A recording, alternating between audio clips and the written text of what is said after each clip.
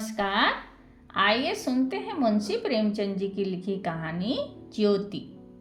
विधवा हो जाने के बाद बूटी का स्वभाव बहुत कटु हो गया था। जब बहुत जी जलता तो अपने मृत पति को कोसती, आप तो सिधार गए, मेरे लिए यहाँ जंजाल छोड़ गए। जब इतनी जल्दी ही जाना था तो ब्याह न जाने किस ले गया। घर में भूनी भांग नहीं, चले थे ब्याह करने। वह चाहती तो दूसरी सगाई कर लेती, अहीरू में इसका रिवाज है। देखने सुनने में भी बुरी न थी। दो एक आदमी तैयार भी थे, लेकिन बूटी पतिव्रता कहलाने के मोह को न छोड़ सकी।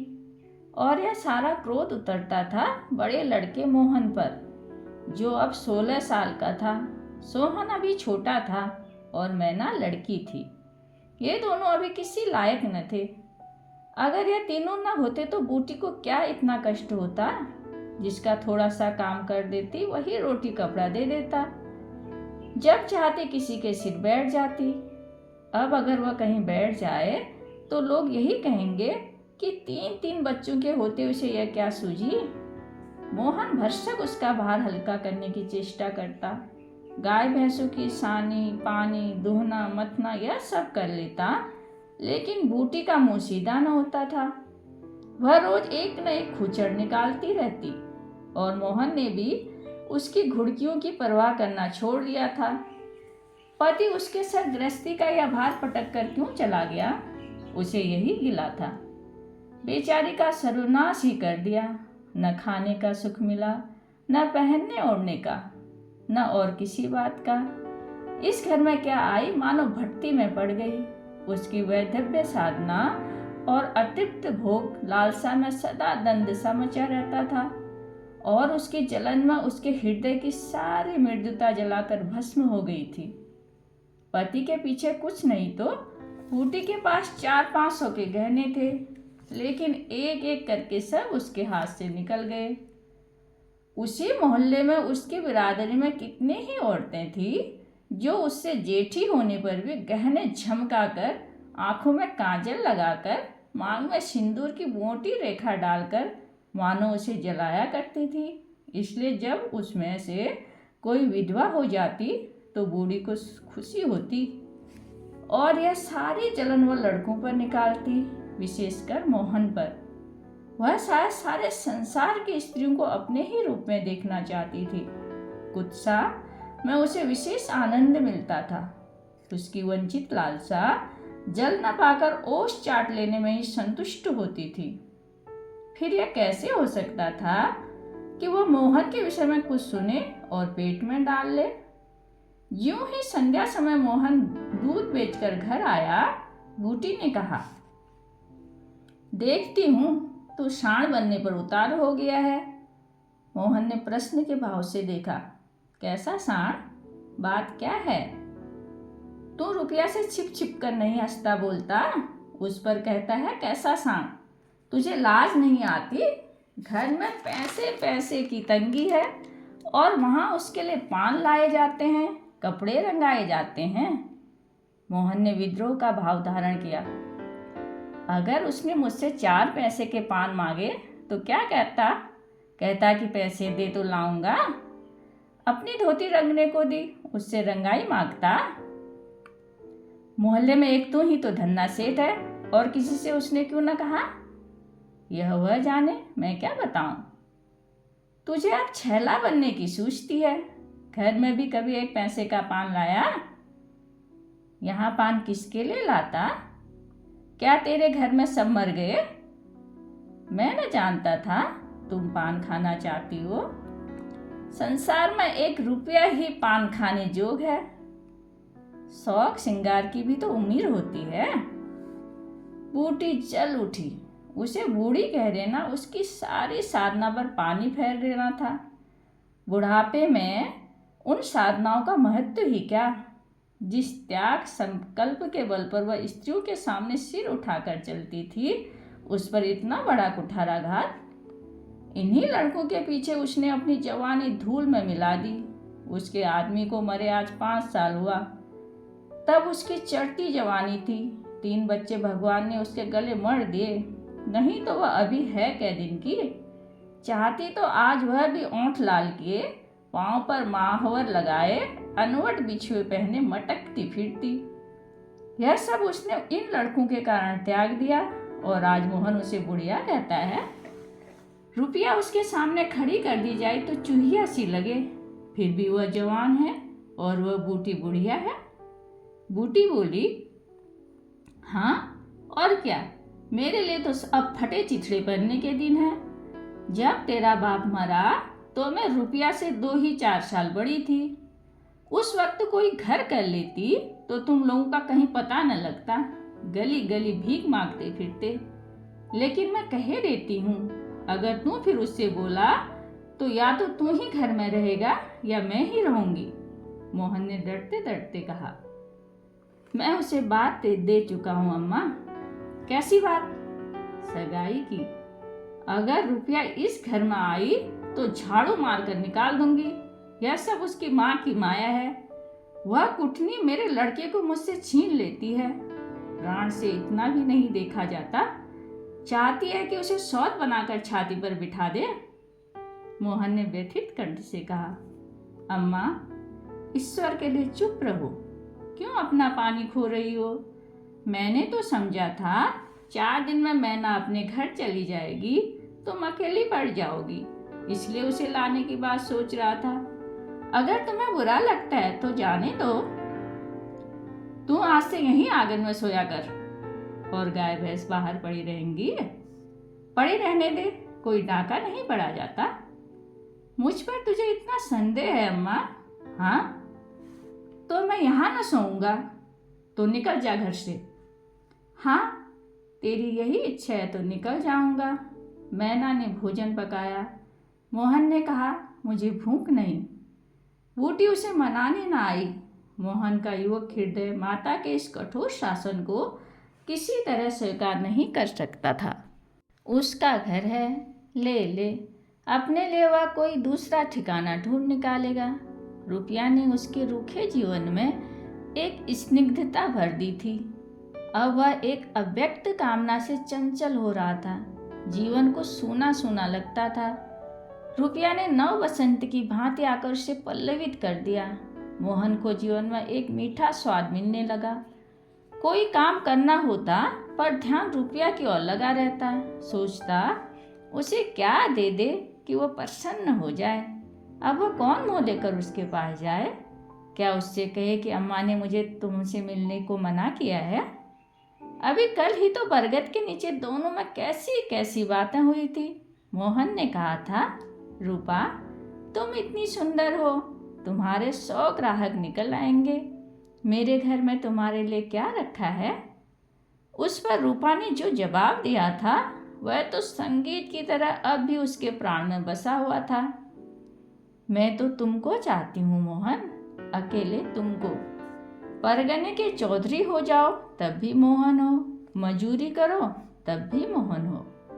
उसी रूपा से आज वह जाकर कहे, मुझे तुमसे कोई सरोकार नहीं, यह नहीं हो सकता।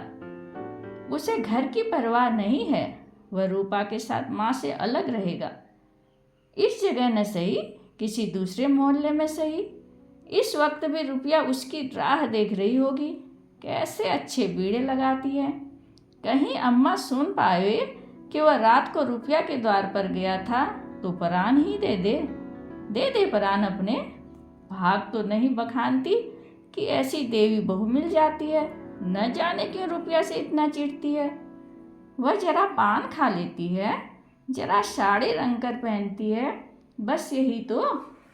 चूड़ी की झंकार सुनाई दी। रुपया आ रही है।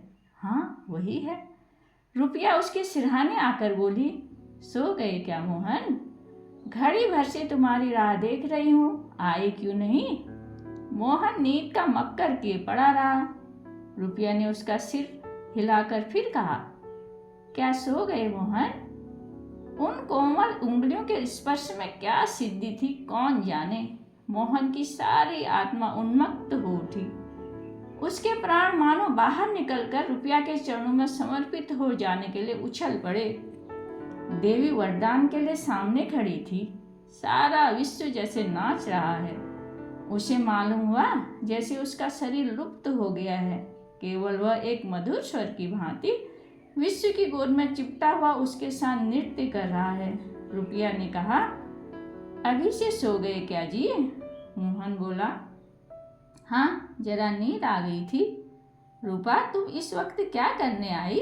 कहीं अम्मा देख ले तो मुझे मार ही डाले। आज अम्मा से लड़ाई हो गई। क्या कहती थी अम्मा? कहती थी रुपया से बोलेगा तो मैं प्राण दे दूंगी। तुमने पूछा नहीं रुपया से क्यों चिढ़ती हो?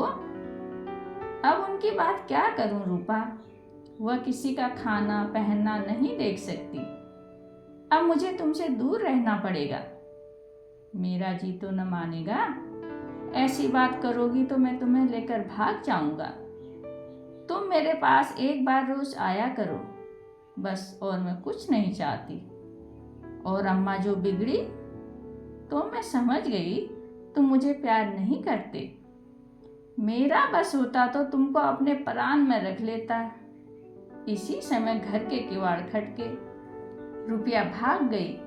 मोहन दूसरे दिन सोकर उठा तो उसके हृदय में आनंद का सागर सा भरा हुआ था। वह सोहन को बराबर डांटता रहता था। सोहन आलसी था, घर के काम धंधे में जी न लगाता था। मोहन को देखते वह साबुन छिपाकर भाग जाने का अवसर खोजने लगा। मोहन ने मुस्कुराकर कहा, धोती बहुत मैली हो गई है सोहन, धोबी को क्यों नहीं देते? सोहन को इन शब्दों में स्नेह की गंध आई। धोबिन पैसे मांगती है तो पैसे अम्मा से क्यों नहीं मांग लेते? अम्मा कौन पैसे दिए देती है? तो मुझसे ले लो। यह कहकर उसने एक इकन्नी उसकी ओर फेंक दी। सोहन प्रसन्न हो गया। भाई और माता दोनों उसे धिक्कारते रहते थे। बहुत दिनों बाद उसे स्नेह की मधुरता का स्वाद मिला। इकन्नी उठा ली और धोती को वहीं छोड़कर गाय को खोलकर ले चला। मोहन ने कहा, रहने दो, मैं इसे लिए चलता हूँ। सोहन ने पगैया मोहन को देकर फिर पूछा, तुम्हारे लिए चिलम रख लाऊं? जीवन में पहली बार सोहन ने भाई के प्रति ऐसा सद्भाव प्रकट किया था। उसमें क्या रहस्य है यह मोहन की समझ में नहीं आया। बोला, आग हो तो रख लाओ। मैना सिर के बाल खोले आंगन में बैठी घरौंदा बना रही थी। मोहन को देखते उसने घरौंदा बिगाड़ दिया और अंचल से बाल छिपाए रसोई घर में बर्तन उठाने चली। मोहन ने पूछा, क्या खेल रही थी मैना? मैना डरी हुई बोली, कुछ नहीं तो। तू तो बड़े अच्छे घरौंदे बनाती है, जरा बना तो देखूं। मैना का रुआंसा चेहरा खुल उठा। प्रेम के शब्द में कितना जादू है। मुंह से निकलते ही जैसे सुगंध फैल गई। जिसने सुना उसका हृदय खिल उठा। जहाँ भय था वहाँ विश्वास चमक उठा। जहाँ कटुता थी वहाँ अपनापन झलक उठा। चारों ओर चेतना दौड़ गई। कहीं आलस्य नहीं, कहीं खिन्नता नहीं।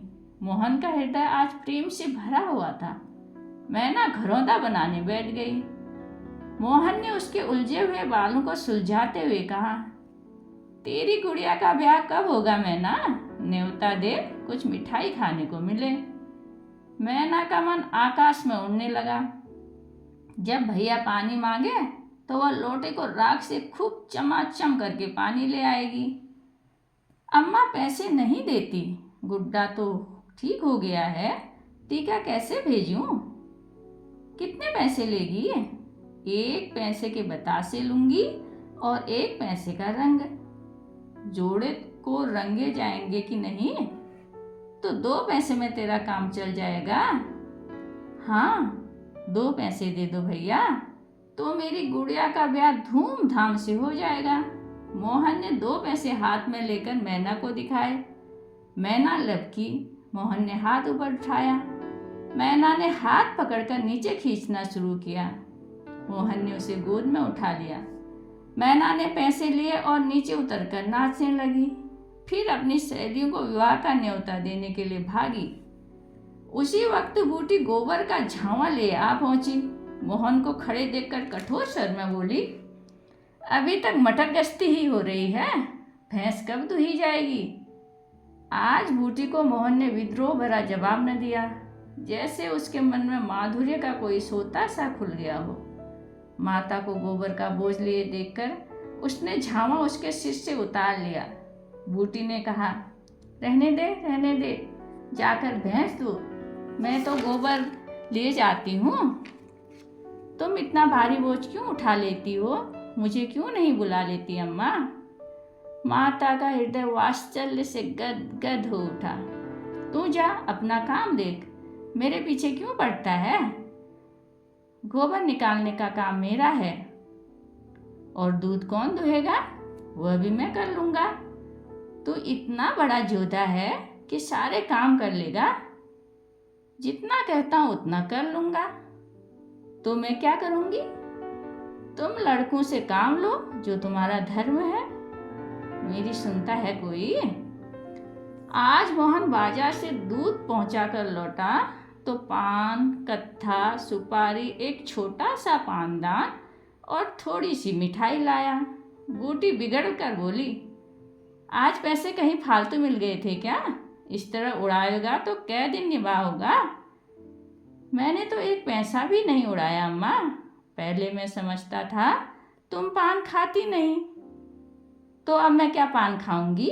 हाँ और क्या, जिसके दो दो जवान बेटे हो, क्या वह इतना शौक भी न करे? बूटी के कठोर सूखे हृदय में कहीं से कोई हरियाली निकल आई। एक नन्ही सी कोपल थी, उसके अंदर कितना रस था। उसने मैना और सोहन को एक एक मिठाई दे दी और एक मोहन को देने लगी। मिठाई तो लड़कों के लिए लाया था अम्मा। और तू तो बूढ़ा हो गया क्यों?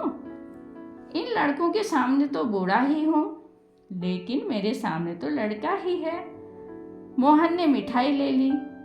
मैना ने मिठाई पाते ही गप से मुंह में डाल ली थी। वह केवल मिठाई का स्वाद जीभ में छोड़कर कब की गायब हो चुकी थी। मोहन को ललचाई आंखों से देखने लगी। मोहन ने आधा लड्डू तोड़कर मैना को दे दिया। एक मिठाई दोने में बची थी। बूटी ने उसे मोहन की तरफ बढ़ाकर कहा, लाया भी तो इतनी सी मिठाई, यह ले ले। मोहन ने आधी मिठाई मुंह में डालकर कहा, वह तुम्हारा हिस्सा है अम्मा। तुम्हें खाते देखकर मुझे जो आनंद मिलता है उसमें मिठास से ज़्यादा स्वाद है। उसने आधी मिठाई मोहन और आधी सोहन को दे दी, फिर पानदान खोलकर देखने लगी। आज जीवन में पहली बार उसे यह सौभाग्य प्राप्त हुआ। धन्य भाग कि पति के राज में जिस विभूति के लिए तरसती रही, वह लड़के के राज में मिली। पानदान में कई कुलियां हैं, और देखो दो छोटी छोटी चिमचियां भी हैं। ऊपर कड़ा लगा हुआ है, जहाँ चाहो लटका कर ले जाओ। ऊपर की तश्तरी में पान रखे जाएंगे। जो ही मोहन बाहर चला गया, उसने पानदान को मांस धोकर उसमें चूना कट्ठा भरा, सुपारी काटी, पान को भिगोकर तश्तरी में रखा, तब एक बीड़ा लगाकर खाया। उस बीड़े के रस में जैसे उसके वैधव्य की कटुता को स्निग्ध कर दिया। मन की प्रसन्नता व्यवहार में उदारता बन जाती है। अब वह घर में नहीं बैठ सकती। उसका मन इतना गहरा नहीं कि इतनी बड़ी विभूति उसमें जाकर गुम हो जाए। एक पुराना आईना पड़ा हुआ था। उसने उसमें मुंह देखा, होंठों पर लाली है। मुंह लाल करने के लिए उसने थोड़े ही पान खाया है। धनिया ने आकर कहा, काकी तनिक रस्सी दे दो, मेरी रस्सी टूट गई है। कल बूटी ने साफ कह दिया होता, मेरी रस्सी गांव भर के लिए नहीं है, रस्सी टूट गई है तो बनवा लो। पर आज उसने धनिया को रस्सी निकालकर प्रसन्न मुख से दे दी और सद्भाव से पूछा, लड़के के दस्ते बंद हुए कि नहीं धनिया? धनिया ने उदास मन से कहा, नहीं काकी, आज तो दिन भर दस्त आए, जाने दांत आ रहे हैं। पानी भर ले तो चल, जरा देखूं दांत ही है कि कोई और फसाद है। किसी की नजर वजर तो नहीं लगी? अब क्या जाने काकी, कौन जाने किसकी आंख फूटी हो। चौचार लड़कों को नजर का बड़ा डर रहता है। जिसने चुमका कर बुलाया, छुट उसकी गोद में चला जाता है। ऐसा हंसता है कि तुमसे क्या कहूँ। कभी कभी माँ की भी नजर लग जाया करती है। ए नोच काकी, भला कोई अपने लड़के को नजर लगाएगा? यही तो तू समझती नहीं, नजर आप ही लग जाती है। धनिया पानी लेकर आई तो बूटी उसके साथ बच्चे को देखने चली। तू अकेली है आजकल, घर के काम धंधे में बड़ा अंडस होता होगा। नहीं काकी, रुपया आ जाती है, घर का कुछ काम कम कर देती है। नहीं अकेले तो मेरी मरण हो जाती। बूटी को आश्चर्य हुआ। रुपया को उसने केवल तितली समझ रखा था। रुपया? हाँ काकी, बेचारी बड़ी सीधी है, झाड़ू लगा देती है, चौका बर्तन कर देती है, लड़के को संभाल लेती है। गाड़े समय में कौन किसी की बात पूछता है काकी? उसे तो अपनी मिस्सी काजल से छुट्टी न मिलती होगी। यह तो अपनी अपनी रुचि है काकी। मुझे तो इस मिस्सी काजल वाली से जितना सहारा दिया उतना किसी भक्ति ने न दिया। बेचारी रात भर जागती रही। मैंने कुछ दे तो नहीं दिया। हाँ, जब तक जीऊंगी उसका जस गाऊंगी। तू उसके गुण अभी नहीं जानती धनिया। पान केले पैसे कहाँ से आते हैं? किनारदार साड़ियाँ कहाँ से आती हैं? मैं इन बातों में नहीं पड़ती काकी। फिर शौक श्रृंगार करने का किसका जी नहीं चाहता? खाने पहनने की यही तो उम्र है। धनिया ने बच्चे को खटेले पर सुला दिया। बूटी ने बच्चे के सिर पर हाथ रखा, पेट में धीरे धीरे उंगली गड़ाकर देखा, नाभि पर हींग का लेप करने को कहा। रुपया बेनिया लाकर उसे झलने लगी।